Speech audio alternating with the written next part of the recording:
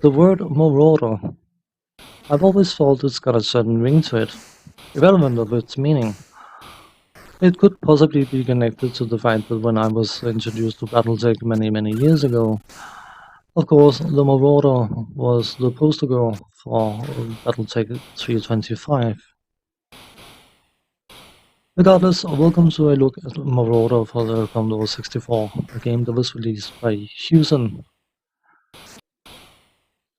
The plot, because of course every game needs a plot, is that some desperate billions of years ago took the jewels of Ozymandias and buried them deep underneath the surface of the planet Mercatron.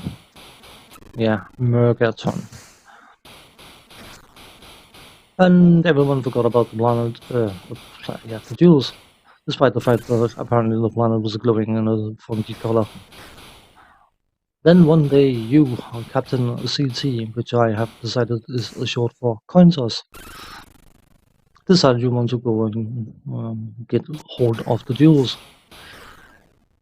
And of course, in order to do that, you have to land on Mercatron and deal with the various defense systems that's been established in order to protect the jewels, or more importantly, prevent any player control card from progressing. Now, I'm sure that you're not going to be surprised if I tell you you are in control of a Marauder class craft. In more correct terms, a ground vehicle. And of course, being a ground vehicle, you have the restrictions that most ground vehicles have, meaning that trees, pipes, walls, and similar solid objects will pose an obstacle for you. Meaning, of course, that because of the levels being full of said or before mentioned obstacles, your movement is somewhat limited. That considered, when you also have enemies shooting at you, obviously having limited space and having to dodge shots at the same time is always fun and funky, but that is the order of the day in Marauder.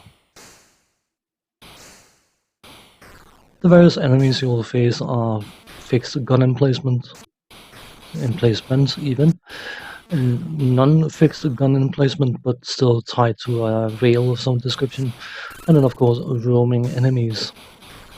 They're not entirely roaming, they are actually moving on a scripted path. All of them has a bad habit of being powered by baseball pitching machines, meaning that most shots are fired almost like curveballs, meaning of course that because of the movement of set shots, they tend to stick around on the screen longer than you would want to, and when you're trying to go around obstacles and avoiding shots from other enemies, the amount of space you have available becomes more and more tight.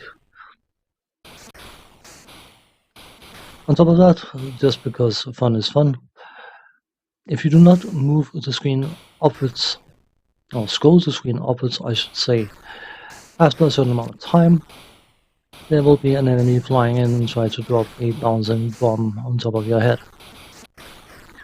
Moving backwards and forwards from side to side is not enough. You have to actually move the screen forward, and even though you can avoid the bouncing bomb being dropped on your head, if you're trying to avoid obstacles and other shots at the same time, it becomes quite complicated. The game doesn't give upgrades, but it does have a bonus system kind of thing, which is both a bonus and a penalty system, because only having good things wouldn't be fun. You have some glowing sphere bubble ball things which will cycle different colors, and depending on what color they have when you blow them up, you will get a bonus or a penalty.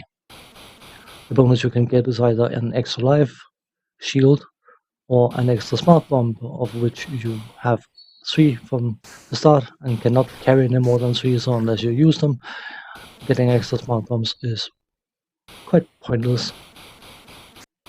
But of course, the penalty is you can lose a life, you can have your controls reversed for 10 seconds, or you can have your laser cannon jammed for 10 seconds, which of course is always fun and funky. Now, because the bonuses are directly tied to the color the sphere has when you blow it up, you could easily anticipate that you could just sit and wait for the color cycle to be known, and then shoot and hit the thingy at the correct color for extra lives and that kind of stuff. But of course, because there's a travel time for your shots, the bonus object can easily change color by the time your shot connects, meaning that instead of getting the extra life you were hoping for, you will suddenly lose a life or have your controls reversed. Good fun. From a graphical point of view, I think this game is okay at best. There is a large variety in enemies and different areas, but the background of course is taking up a lot of the graphical viewpoint, and it is a bit dull. The rest of the graphics are fine, at least it's moving smoothly and there doesn't seem to be any flickering of any kind, so not complaining too much. The sound design though, this game offers you the option to play with sound effects or music, but not both at the same time, and normally in those cases I would go for music, because in many Commodore 64 games the sound effects are not exactly something to celebrate, but the music in this game is even worse. The in-game music I find extremely dreary and definitely not fitting in the game, and the title music sounds outright crap. The main tone used in that piece of music sounds like someone is playing an instrument in their mouth while gurgling, gargling, whatever you call it, water. Yeah. With this game, an attempt was made to make a shoot 'em up that wasn't a bog standard common as a dirt shoot 'em up, and it's somewhat worked. But the semi-random bonus system, the fact that you have to move forward at all times, mars the game badly, and it tried my patience to the point where it wasn't fun for me. It's not a bad game, but it requires an angel's patience to play. On that note, thanks for watching, take care, see you next time, bye bye for now.